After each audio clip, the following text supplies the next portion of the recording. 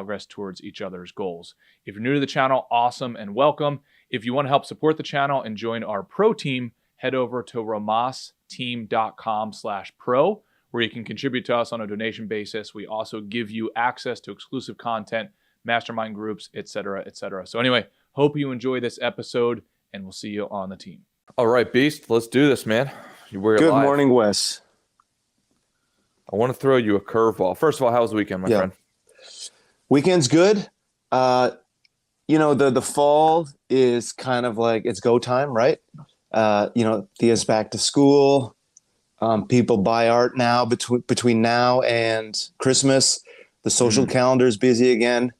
So it's just a blur. Whenever you ask me how's your weekend, it's just a blur. But things are good. My program is strong, and I keep just trying to chip away at it and grow my business, build relationships, and I'm hoping this book, Relentless, kind of gives me a kind of a mentality reset or like a mindset reset. Hell yeah. So let's come up with a plan, because we haven't finished the Energies book yet, correct? So why don't we finish that on Friday, if you're cool with that? That way we can hop into Relentless, and we completed our commitment for that. Yeah. And then also, if you ever want to do a session focused fully on your business and something like, if you're open to it, or if you want me to, I'm happy to help however I can. Awesome. Just as a partner in crime here. And if you want to record it for the dogs, it might help the dogs as well.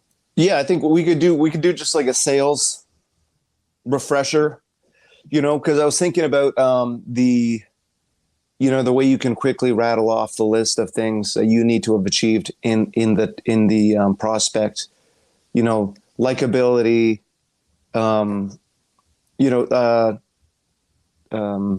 status awareness, right? You have this kind of list you rattle off. Yeah. Trust. And dude, that's actually the curveball I wanted to throw you. So yes, to what you're saying is know you, like you, trust you, feel that you're competent, and then go through another series of steps, social proof, urgency, scarcity, appeal to authority, boom, boom, boom. And being able to use that in real time. First of all, having a presentation, having your scripting down, and then inevitably the client or prospect is going to want to pivot. They're going to ask certain questions, but they all should land in certain buckets. But then you should be trained on those pivots, and training yourself because you run the business. And it should be so well trained that it's fluid.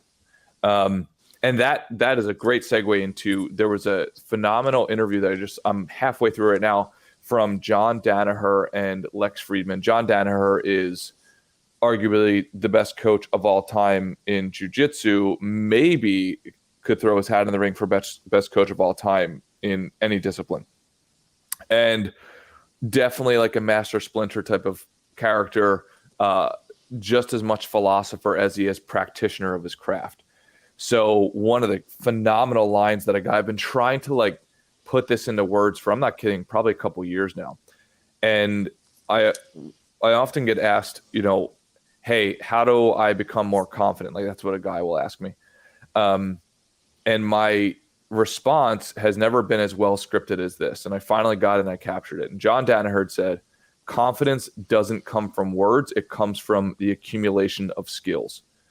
And then he goes on to say that skills that are acquired through as close of a mirroring to the actual thing that you're trying to conquer as possible, if that makes sense. So conversely, he is actually against the sort of like sports psychologist mentality sort of thing. Like, hey, we're going to try to get your mentality ahead of your skill set almost, if that's making sense. He said about 95% of confidence should come from successful expression of skill sets. And Ray, you still there, bud? I may have still here. Yeah. I'm just canceling a phone call that came in. Yeah. So I think I'll pause right there and give the guys the ability to digest that. That, in my opinion, is so profound, but it's really easy to miss. So again, I'll remind the guys that one time I did a a study on why Kobe Bryant was so much better than me at basketball. He played literally probably 3 schools over from me. We played in the same league. He was a handful of years older than I had, so I never played against him, but he played against some of my buddies. So I was just fascinated with the idea of like, how could he be so much more dominant than I am? And to the point where if he played me 1,000 times. This is in Philly or in LA? Yeah, that you were in the same league. Yeah, okay. Philadelphia. So he played in Lower Merion High School.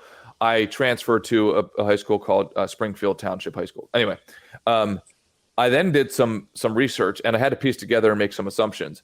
What my final conclusion is that Kobe Bryant, at that point in time, had roughly played about 3,000 more games than I did.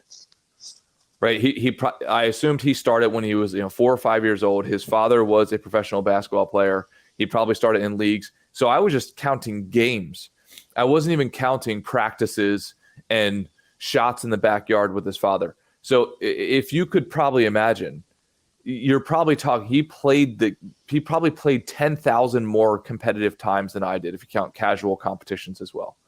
So there's no amount of sports psychology that could give me the confidence of beating Kobe Bryant, if that makes sense. And if I ever did get to that level, it would be a delusional confidence that would quickly be extinguished the moment I stepped on the floor with him or anybody his caliber. Does that make sense?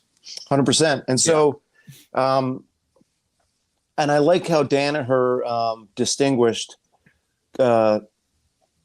confidence doesn't come from words, but the accumulation of skills, great. But then also skills as closely mirroring the actual arena as possible, right? Exactly. So not like reading a jiu-jitsu book, but sparring, right? Yep. Not reading a basketball book, but playing. Yep, exactly.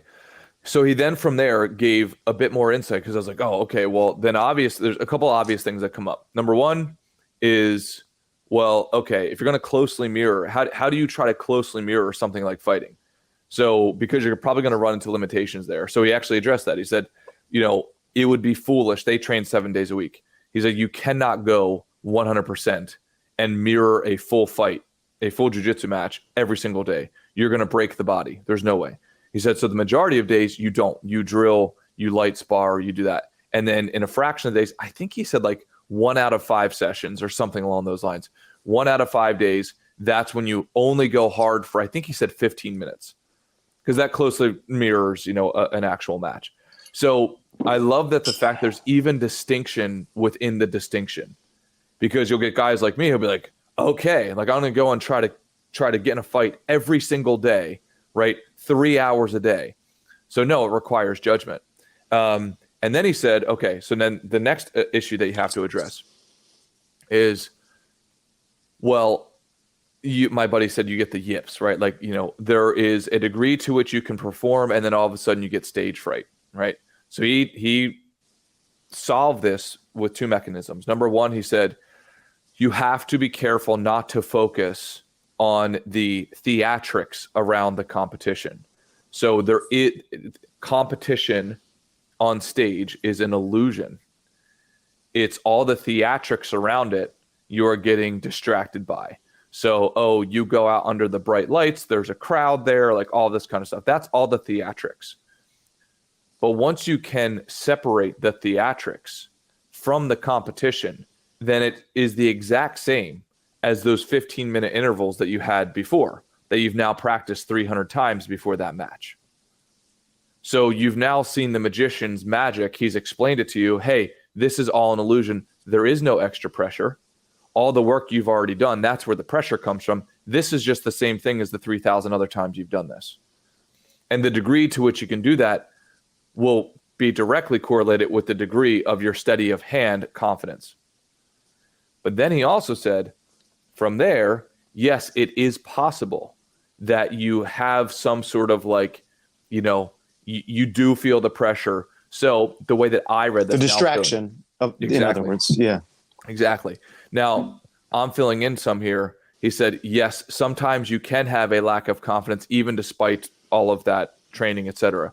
But that's only going to be to a certain degree. So it's it's much less your competitor is not beating you off of their skill, because the skill is limited, right? You're not going to get a guy who can only shoot 3-pointers with 20% accuracy. All of a sudden, he shoots with 90% accuracy during a full game, right? That's basically never going to happen. He's limited by his skill set. However, you could have Michael Jordan have an off day, but still the way that I read it is like, yeah, he's going to have an off day, but I would probably give a plus or minus 20%. So that's where I solve for the within a 10 to 20% range, up or down. That's your limitations. Does that make sense? Like there's no chance that I ever beat Michael Jordan, where he would drop his skill set by 95% and I would increase my skill set by 10x. That's not going to happen. Yeah. So like in statistics or in like, political polls, they call that like margin of error, right? Yep. Like he's gonna stay within a margin of error of 20%. Exactly. So then my question out to the men is, given that, and I firmly believe you pair this with Jim Rohn and maybe Zig Ziglar, their advice of everything important is a practice. There is nothing that's off the table for repetition and practice and mastery. Nothing. And the hardest possible thing there, I would say, lands in the realm of social dynamics. And I see no reason why you cannot apply this same methodology that John Danaher was talking about and applying it to social dynamics. And within the spectrum of social dynamics consists of dating, consists of friendships, consists of family relationships, all of those interpersonal relationships. In my opinion, there is no reason you cannot apply the same metrics and the same practice regimen to that. So Ray, I'd like to get your thoughts. And so number one, what do you think about that whole thing? And number two, where in your own life do you feel like this is most applicable right now? Well, first of all, I love it. Second of all, I love the ignore the theatrics. Like, so I was thinking about it because I'm not practicing basketball or I'm not practicing combat. I was thinking about it in terms of my business, in terms of sales, right? Mm-hmm. And how confidence doesn't come from words, but from the accumulation of skills. Okay, learning the fundamentals, the building blocks of like business and selling. Skills accumulation that closely mirrors the arena. So reading a book about sales is one thing. Practicing and failing, you know what I mean? Until you succeed is the closely mirroring format. Yep. To combat the yips, ignore the theatrics. The external pressure is, have you put in the work? Right? And so when I'm in front of a group of people, the theatrics is the social pressure, the nerves, the fear of rejection, right? But I have to remind myself that the only external pressure is the question, have I put in the work? And if that's the case, then I can proceed. Yep. Right. Everything important is a practice. I love that. And I'm thinking about social interaction now. And I guess the first thing that came to mind was like, social interactions are highly emotional. Does that change things?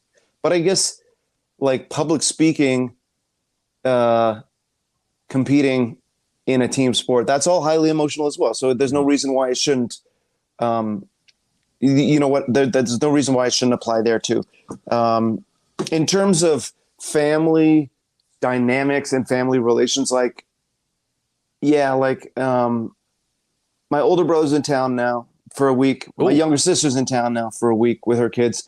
And so there's going to be at some point a family get together that will include me and my younger brother that I'm estranged from currently.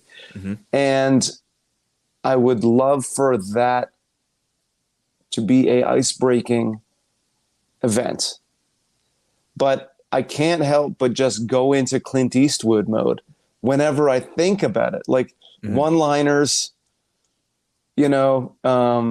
confrontation, throwing him off the balcony, punching him out and like knocking him out with one punch, like that kind of like Hollywood silliness.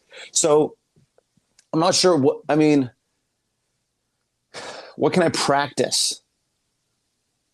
What kind of practice? So first of all, what is the practice I can engage in? And then second of all, what is the practice that closely mirrors that? Oh, can I comment on that? Please do. Okay. Hey dudes, sorry for the interruption here. Just wanted to let you know, if you want to join our pro team, go to romasteam.com/pro. You can help support the channel. You will also get access to exclusive content, masterminds, one-on-one sessions, etc. All right, back to the episode. So I then pair this with Ray Dalio, who's a very famous hedge fund manager. He says everything is a machine. And I think that's a tool that I like to refer to quite often. Everything is a machine, meaning everything is a pattern that it's a mechanism which has a rational answer to it. Now, it might be a complicated machine, like no different than when you hit a cue ball into the set of pool balls on a pool table. Like, yes, could I sit there? Yeah, could I calculate where all the balls are going to land? No, because my internal calculator is not that good for that math, but it is for sure math. So what I would do if I were in your situation is, number one, I would have the predetermined belief that everything is a machine, including this. And then I would go through the decision tree and the flow chart of what the possibilities were. And I would practice those possibilities. So like putting myself in both my shoes and his shoes, and then going down a road, knowing that I would have to likely be the leader, just given the data that it seems like I haven't talked to my brother. He hasn't taken action either. So nothing's probably going to change unless I instigate it. So then it's like, okay, well, where could I go? I could go down the humility road of saying, hey, I am sorry. Let me just say that first and foremost. And my intention is this, right? I am coming to you, right? I am sorry. My intention is this. Right. And then also respecting him as a man, saying, and he can make a decision. Right now, there's a little risk there of, if I go in too strong, then I influence his decision to not be towards mending the relationship. Right. Hey, defensive. Man, you need to fix this right now. Can you decide to fix this right now? Right. Probably not going to work. Right. So I'm going to need to give a little to get a little. And it would be that like micro back and forth. We'd probably have that jousting, that little bit of tit tat, right? And then in sales, you can either choose to acknowledge the objections up front, or you can choose to deal with them on the back end if they come up. The pro of not acknowledging them is that they might not ever be brought up. The negative of not acknowledging them is that they might be brought up down the road. And when they are brought up, then it's usually turns into a debate, right? Because there's a lack of trust. Hey, I have this objection. Why wasn't it covered in the pitch? Do you know what I mean? Like, so right. The way it'd be applicable here. Okay, Ray, great. You said you're sorry about you called me a name 4 Thanksgivings ago, but you didn't happen to reference the time where you stole money from me, whatever it is, right? Like where you talked to mom behind my back, like you didn't bring up those massive objections. Now we're in a fight, right? So the quicker I can get to acknowledging, and probably if now pairing How to Win Friends and Influence People book, bringing those acknowledgments and then almost hyperbolizing them to your own detriment and to his benefit. So what I did was extremely wrong. Now you have to hit a sweet spot here, right? Because it can't be so hyperbolized that it's almost derogatory to her. Yeah, that's theatrics. Yeah, exactly. Hey, Ray, I scuffed your shoes. I could not have done a worse thing to you in the world. I'm sorry, right? Like, it's unforgivable. Right, exactly. It's very obvious what you're doing, and you're trying to manipulate me. That's the way that I would see it. Yeah. But if you can take ownership to the fullest extent, plus a margin of error, plus 20%, I'd say. Yeah. Now it's like all my cards are on the table, dude. I'm sorry, and I know that's not good enough, but I did want to give us a starting place to actually build a relationship, because just logically, Ray, you as my brother, I know that I'm just being foolish, right? That I am harnessing some sort of resentment, knowing that we only get one life, and probably the deepest relationship that we could possibly have is that with family. You've known me since I was a kid. I've known you since a kid. So what I'm getting, which is like the short-term win of like feeling like I'm winning and feeling like I said, oh, you're out of my life and you're out of my life forever, like that sort of thing. But really it's a long-term loss, because again, logic just tells me that you and all of our family should have the deepest relationships, because we have continuity of narrative, and we just broke that narrative. So my intention and goal is to get that narrative back on track if you're open to it. Yeah, this is very helpful, Wes. Thank you. And it is like so many things we talk about. It runs contrary to my instinctual response. You know, like again, the threat predictor. Yep. Right, or the threat assumption mechanism in my head. Yeah, dude, it goes back to what we were talking about. Oh, I'm sorry, we were saying something. Go. So it goes back to what we were talking about. And this is exactly why this applies to this conversation, what we just talked about, like the training and the practice. And it's the most important thing we could talk about. Like practicing jujitsu, it doesn't matter in life, right? Like relative to relationships with family. So if you don't rehearse this and if you don't practice it, and honestly, if you don't practice every day to enhance your communication ability, then you inevitably, when a conflict comes up, like especially communication conflict and a relationship conflict, then everything is on the table in terms of incurring damage.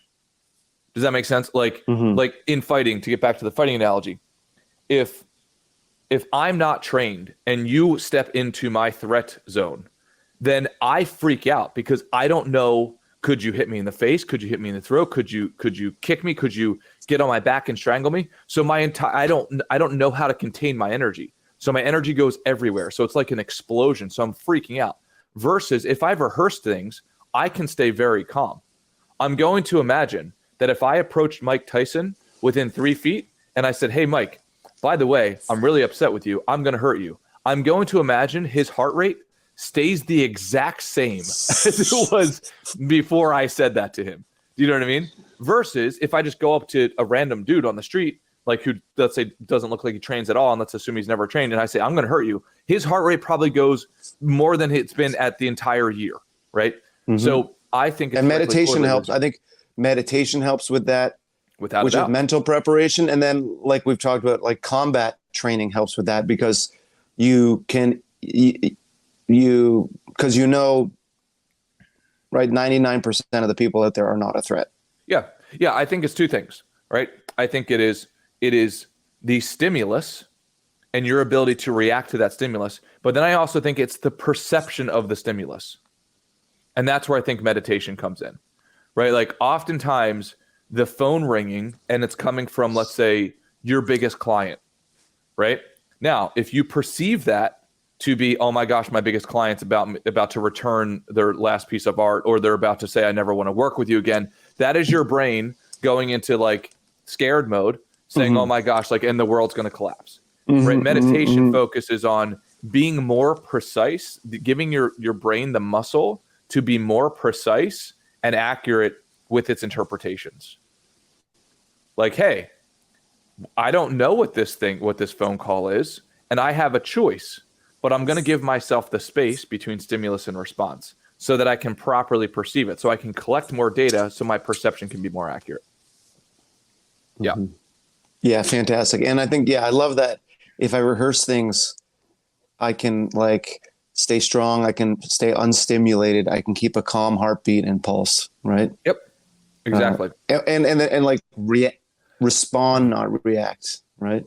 Yes. And then also knowing, I think going in with preloaded philosophical beliefs, I think is so important. And I think you can bring these like preloaded philosophical beliefs to all areas of life, right? Like no matter what happens to me, I will be fine is a good one. Yeah. No matter what happens to me, I will be fine. And if not, the worst thing could happen to me is he kills me, and then I don't have the perception anymore to not be fine. So, and to say it out loud, it's like in the case of my situation, if it doesn't go well, we just remain in the status quo, which I have survived in for the last 2 years. Right. Exactly. So that's actually, so it's when you said that, and when I think about it that way, it's a no lose situation, right? Because I'm actively, affirmatively like reaching out.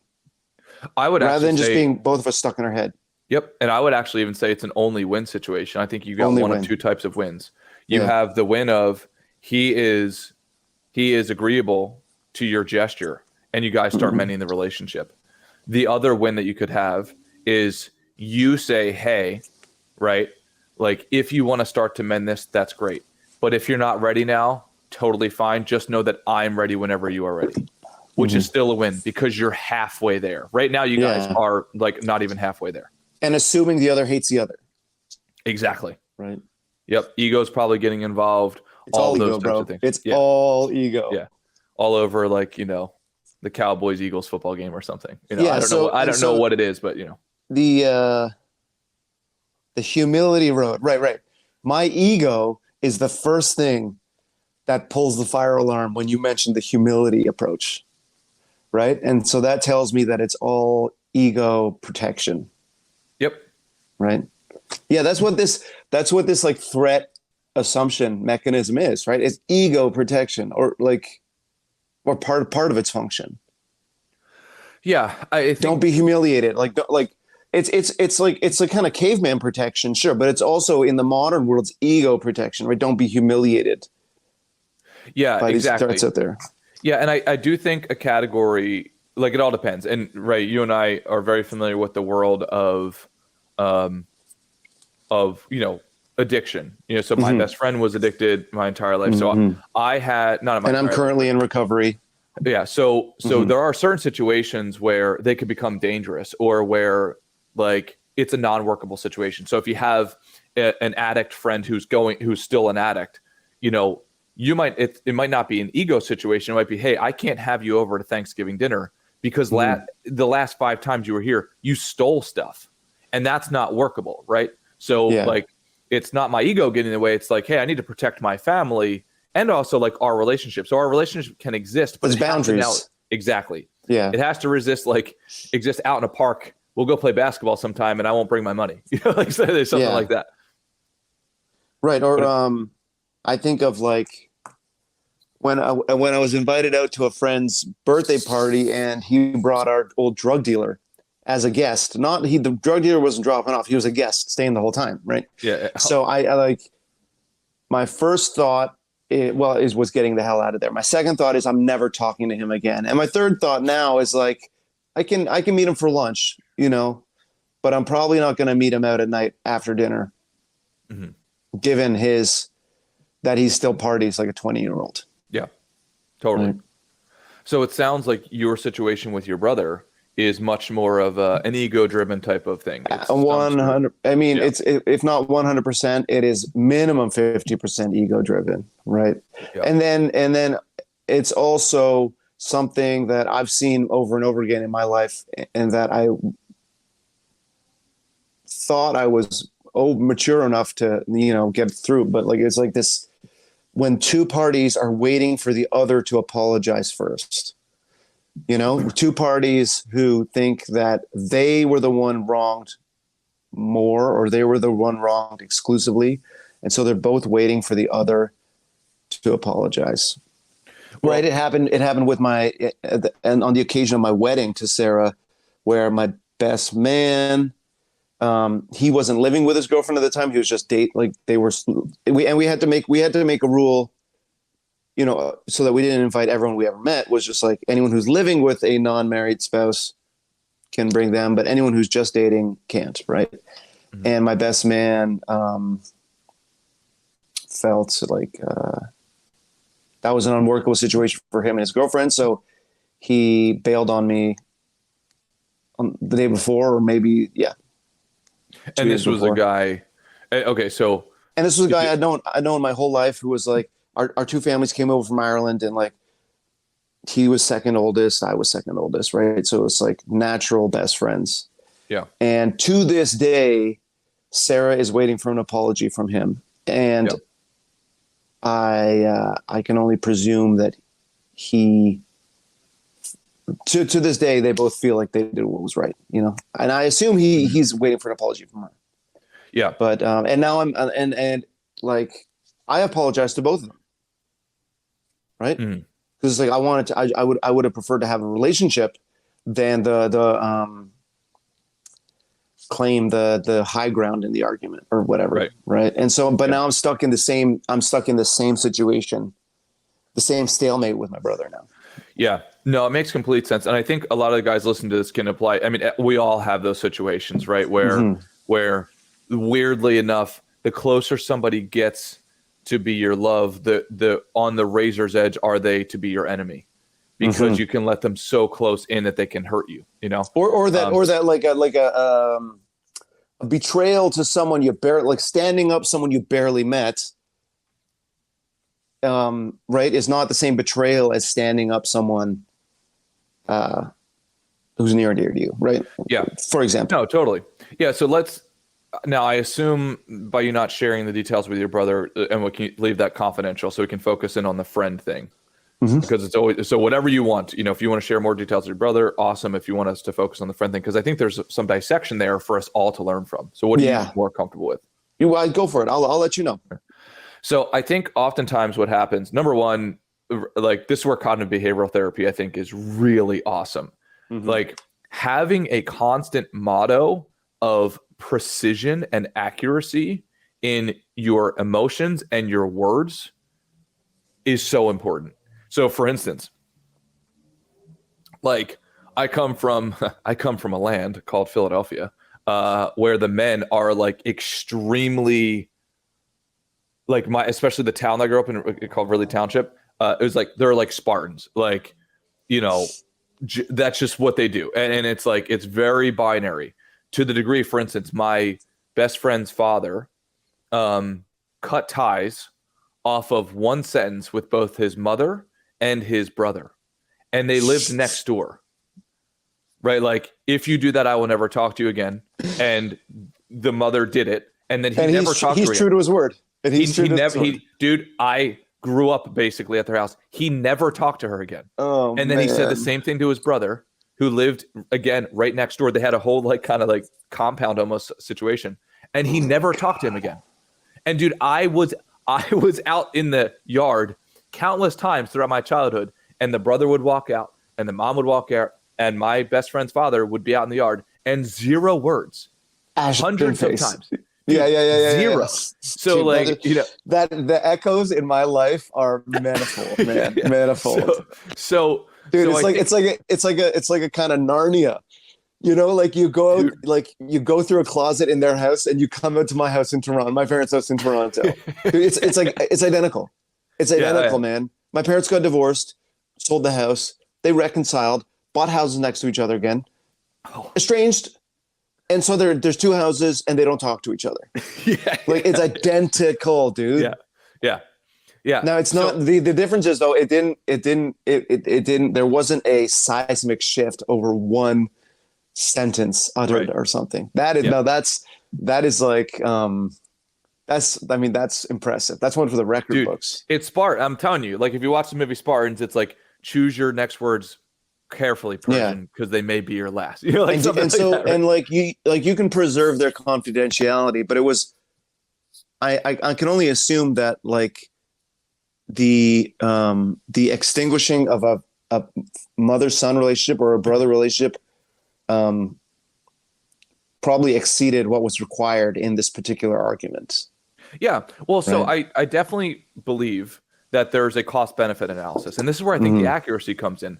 Be real careful on how you choose your values, and then how you express those values in the world, and how you demand they be returned to you.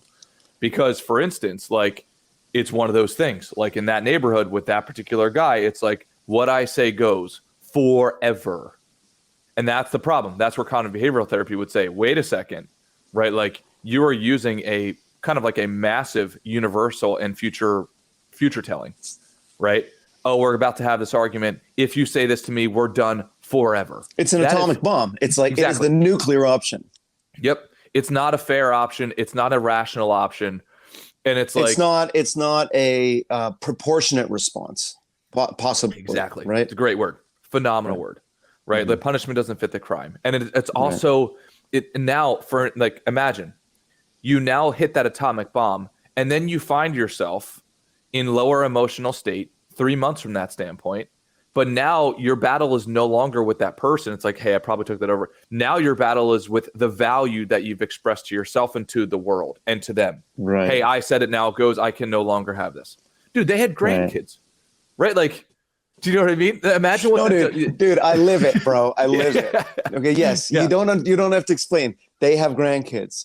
They have they have like elevated blood pressure every time they see the other person's vehicle. Mm-hmm. You know, like Wes, this is like my neighbor John, for example. Like, dude, my life is a Chinese restaurant menu of these relationships. I'm sick, Wes. I need your help, bro. Because I was also thinking of my parents got divorced. They reconciled. I think we talked about this before, right? Where the eldest sister I have sided with my dad. The youngest brother I have sided with my mom, and the rest of us are kind of like Switzerland. But so my dad doesn't talk to my mom. The eldest of my sisters doesn't talk to my mom. My youngest brother is occasionally estranged from my dad, and the poor guy, like when he reconciles with my dad, he can't reconcile with my mom at the same time. You know what I mean? Like he has trouble like visiting my dad and like having a good day with my dad, and then going to my mom and having a good day with my mom, right? Because and now I'm estranged from my younger brother, right? So his parents estranged, mom estranged from daughter, brother estranged from brother. This and like your Philadelphia, like your Ridley Township, friends, grandkids, modeling this behavior for grandkids. Does not line up with my values. Okay. Yeah. So this is tough, man. This is like, and so this is how important it is to me to reconcile. Now, as you know, my brother and I, we used to be toxic twins. We used to party our asses off, right? Mm-hmm. And we used to do it behind my wife's back, right? Mm-hmm. So there's a bunch of unfinished business. He has a bunch of my stuff and my wife's stuff that I need back as part of the reconcile, right? And so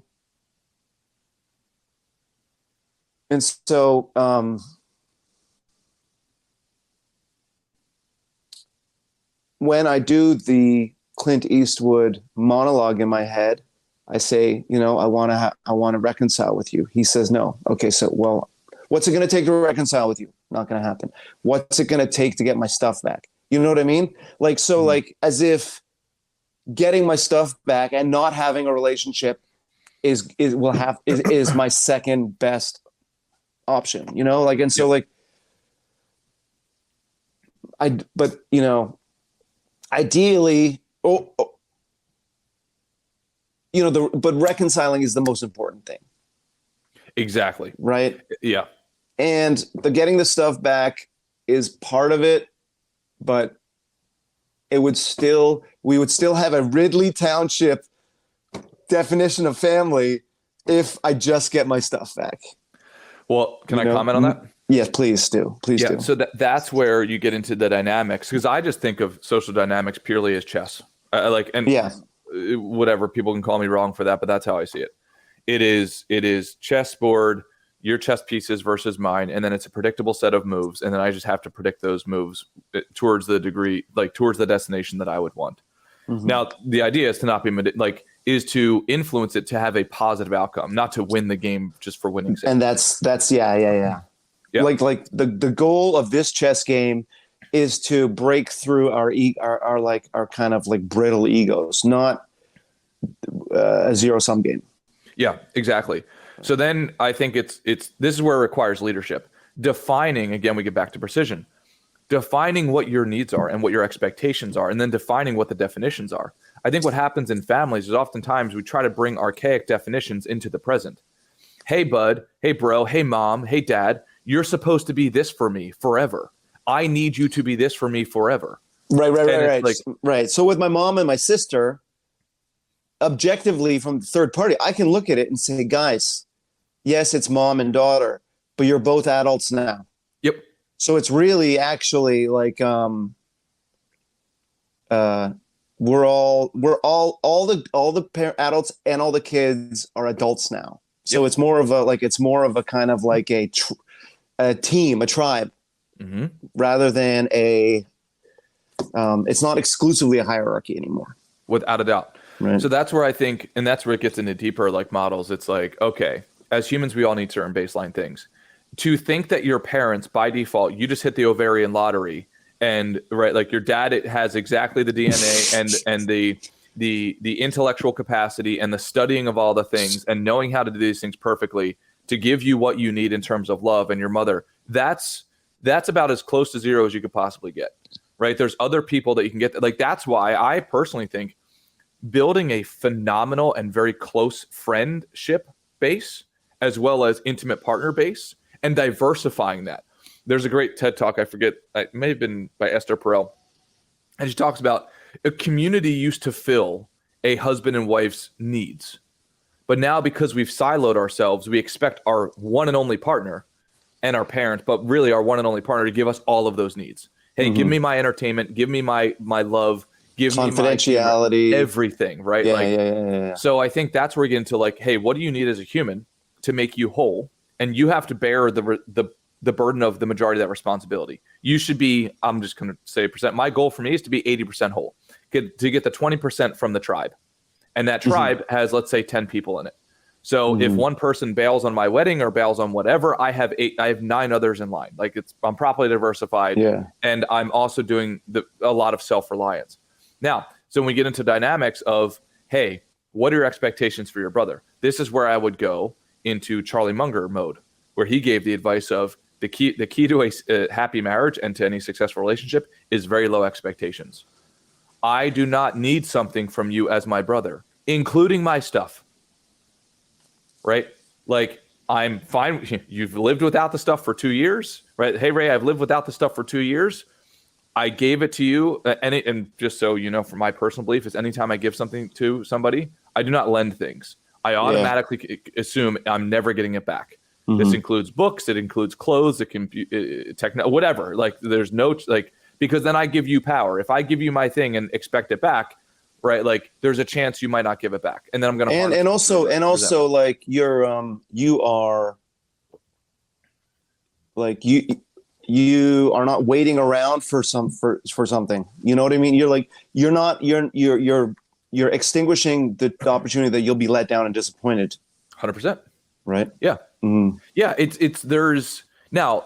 If you take that too far, right, like then you don't let anybody in, right? So like it's definitely a balancing act. It's something you got to manage on a spectrum. But because here's the thing, the more barriers and the more expectations and the more needs you have for your brother, the less likely it is to get to the outcome that you want. Yeah. But if the outcome that you want is this tall, right? If you want furniture back and he's like, oh shit, I already sold the furniture, or I spilled red wine on it, 2 years ago. That's why I haven't given it back. Like whatever. Like it's just another barrier that's probably useless. Right. It's probably, I'd consider just be collateral damage. It's not right. Just it's done. Same. Yeah. So then it's like all the work goes on your shoulders. What exactly do you want? If it is a relationship that exists, I mean, think about how often you're really going to interact with them. Like with my family, I choose to not get into arguments with my grandmother, with like almost all of my family. Why?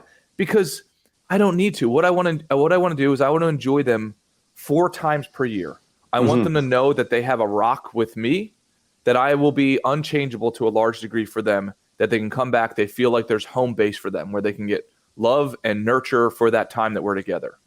And then I don't depend on them. I depend on them to that degree as well. Can we sit together, have a great dinner, watch the kids grow up, share some family values, etc.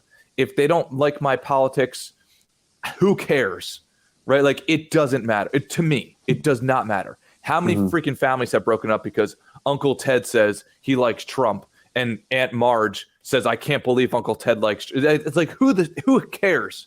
Right? Like it does not matter, but you have to make a decision on what matters to you. Yeah. Well, I think that in terms of like priorities, and this is in no particular order, but like two things I have to keep in mind is modeling good behavior for my daughter Thea. There you go. Right. And having one less rift in my family. Because like a family that like, so worst case scenario, the 7 of us, 2 parents, 5 kids. The worst case scenario is everyone is estranged from everybody else. Right. That is the most bad. Medium bad is where some people are estranged from others. And good is where nobody's estranged from anybody. Right. So one less rift. One less risk in my family is a good goal to have. And I just keep thinking that it's like, it's not going to get easier. No. If my dad dies. Exactly. Do you know what I mean? Like, or as time passes, it doesn't get easier. Yep. This is where we have society's expectations and cognitive behavioral therapy errors, in my opinion, influence our own dynamics. So, for instance, if you go back to the origin of this, I'm just guessing, right? It goes back to the origin of, well, mom and dad created sacred vows to never, ever get divorced. Like, I don't know how it works in Toronto. I'm sorry. Same. It's the same. It's the same till death do us part kind of language. Exactly. So as opposed to, if I was a pure rationalist, I would say, hey, like, I'm going to get married to you to show commitment. But if there's a point in time where it makes sense to not do that anymore, rather than let the relationship go to complete toxicity down to like the bowels of the ocean to where we can never come back up again. So if we do part, then we're going to have a chasm in the family. Right. Like that again, it gets back to the nature of like, does that sound reasonable? Right. Like we're all blood related at that point. You know, like it doesn't sound reasonable to me. Is there a world in which we could exist where, hey, it doesn't make sense for us to stay together in perpetuity forever. Let's part as really close extended family. And now we can all have Thanksgiving together, or the kids can feel like at least they don't have to take sides, like something like that. And now, unfortunately, that wasn't done. So you as an adult now have to take a leadership role to do some of that mending. Yeah. The nuclear option, right, leaves radiation in the soil for centuries. Oh, yeah. Right. And so like a amicable divorce is more of just a kind of like a conventional bombing campaign. Yeah. Right. Where could be like rebuilding. Plus, whoever sent that bomb over then has to deal with the residue that's left over. Yeah. I pushed the button. I imagine you probably feel some of it with your brother, right? Like I pushed. Dude, I don't know. Absolutely. Yeah. And I mean, I want you to. I mean, yeah, I want you to protect the Ridley Township families, like anonymity, but like. Can you give us any idea of how trivial the argument was that led to the kind of Cold War? Well, or can we just assume that it was trivial? Yeah. So I would tell you if I knew. I just got stories from it. So I wasn't there when the sentences were exchanged.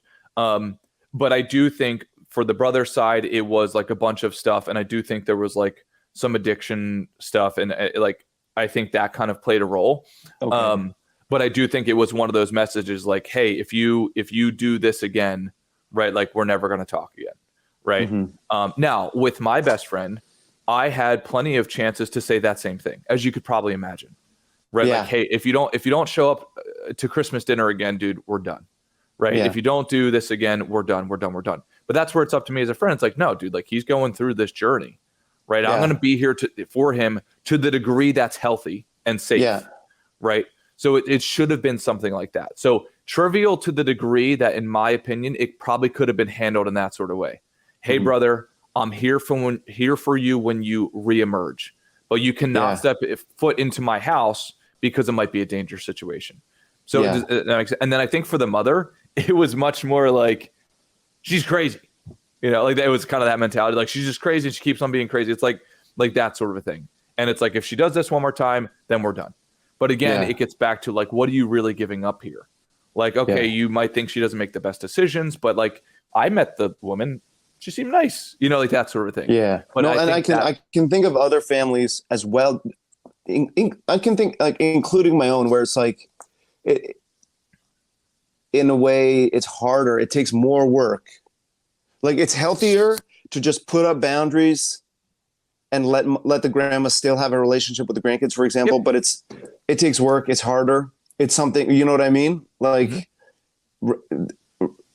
in a way, like the nuclear option is easier because it just takes pressing the button once. Yep. We're never going over to grandma's house ever again. I'm never talking to grandma ever again. You know, case closed, conversation over. Yeah, I can tell you to think in absolutes, right? It's like to think in binaries. Exactly. It's easier on the one hand. 100% it's easier. Like I can tell you for sure, in neither of those cases was him sitting down saying, okay, let me think through this. If I do this, then what do I lose? What do my kids lose? There's no chance. I promise you there's no chance.